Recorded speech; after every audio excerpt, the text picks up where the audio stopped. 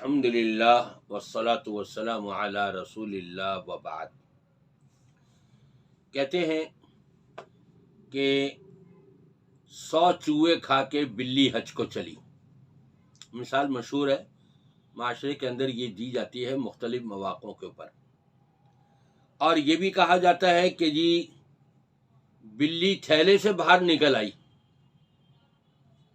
جب بلی تھیلے سے باہر نکلے تو ہر ایک پر حملہ آور ہوتی ہے، ہر ایک کو جھنجھوڑتی ہے، ہر ایک کو نوچتی ہے۔ ہمارے ملک پاکستان میں یہی کچھ ہو رہا ہے۔ جب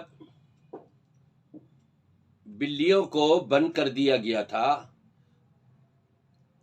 اور ایک صاحب تو کہنے لگے کہ بلیوں کو ان کی کرسی سے ہٹا دیا گیا تھا۔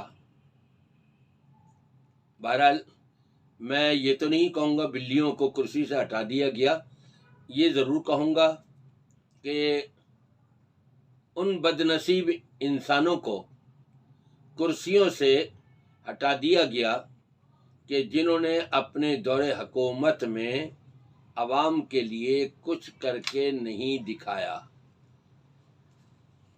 تو سینٹ میں بیٹھنے والے بھی ناراض، عوام بھی ناراض، بہت کچھ ہوتا رہا۔ بہرحال یہ ایک الگ چیز ہے۔ اب جب عمران خان کے اوپر حملہ ہوا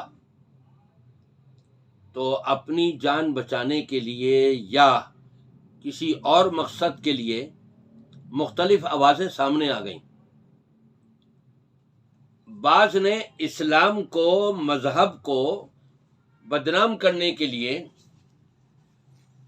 علماء کو بدنام کرنے کے لیے، مذہب کو بدنام کرنے کے لیے یہ کہہ دیا کہ جی یہ کسی مذہبی شخص کا ہے عمل، جس نے یہ کیا ہے اس کا رخ موڑ دیا مذہب کی طرف، جبکہ اس کے پاس کوئی ثبوت نہیں ہے۔ بغیر کسی دلیل کے، بغیر کسی ثبوت کے انہوں نے چاہا کہ ہم مذہب والوں کو نوچیں، ان کی خبر لیں، اور کسی نے یہ کہہ دیا کہ جی یہ فوج کا کام ہے، فوج نے کروایا ہے۔ میں ان کہنے والوں سے یہ پوچھوں گا، آپ کے پاس کوئی ثبوت ہے، کوئی دلیل ہے؟ آپ کو تو تھوڑی بہت حیا آنی چاہیے۔ جو فوج ہمارے ملک پاکستان کی اللہ کے فضل و کرم سے نگہبان ہے، محافظت کر رہی ہے اللہ کے فضل و کرم سے، جو آپ کے گھر کی حفاظت میں دن رات ایک کرتے ہیں، آپ اس فوج کو بدنام کرنا چاہ رہے ہیں کیا؟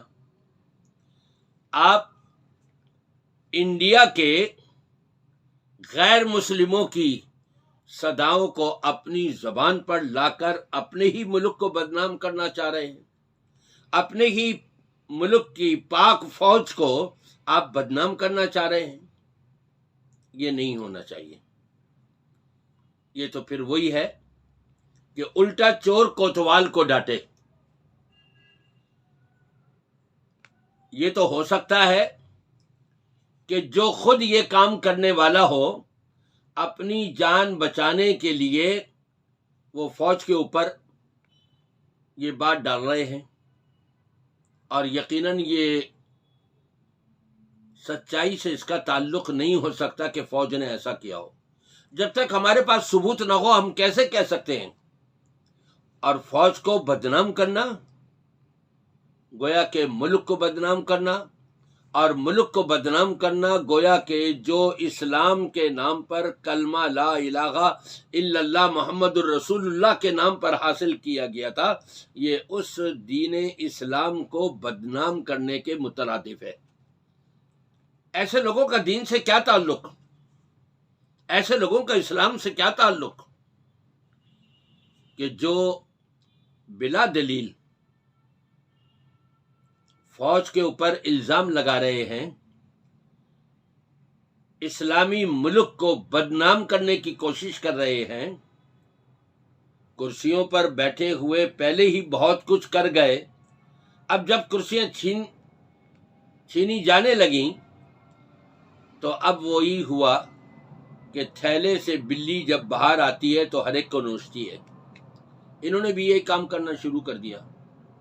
میں تو یہ کہوں گا اللہ تعالیٰ ان کو صحیح سمجھ دے اور ان کو قرآن اور سنت کے قریب کر دے کہ انہوں نے دنیاوی تعلیم تو بڑی حاصل کی ہے، لیکن ان میں بے شمار ایسے لوگ ہیں جن کو کلمہ پڑھنا نہیں آتا، سورۃ الفاتحہ نہیں آتی، سورۃ الاخلاص نہیں آتی، اور کرسیوں پر ووٹ لے کر، وہ بھی نوٹ دے کر ووٹ لینے والے، کرسیوں پر جمع بیٹھ کر کے پھر اس قسم کی باتیں کرتے ہیں. الٹی سیدھی ظاہری بات ہے کہ ان کا پھر لگتا ایسا ہے کہ اسلام سے کیا تعلق ہوگا، ان کا تو سیاست سے ہی تعلق ہے بس.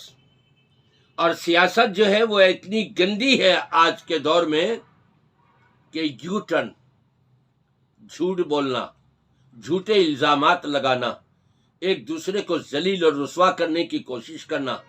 یہ نہیں سوچتے کہ ہم پاک فوج کو ذلیل کرنا چاہیں گے، اگر رسوا کرنا چاہیں گے تو ہمارا ملک جو اسلام کے نام پر بنا تھا یہ بھی بدنام ہوگا، اس میں بھی خرابی آئیں گی. تو لہذا میں حکومت سے یہ مطالبہ کروں گا کہ ایسے لوگ کہ جو بلا دلیل کسی کے اوپر الزام لگا رہے ہوں ان کی پکڑ و گرفت کی جائے، اور اسلام نے جو سزا رکھی ہے تہمت کی 80 کوڑے ہیں، ان کو ذرا یہ سزا تو دیں. دیکھیں یہ سارے کے سارے سدھر جائیں گے جو بھی ایک دوسرے کے اوپر الزام اور تہمت لگانے والے ہیں. اللہ تعالیٰ سب کو دین اسلام کی صحیح سمجھ عطا فرمائے.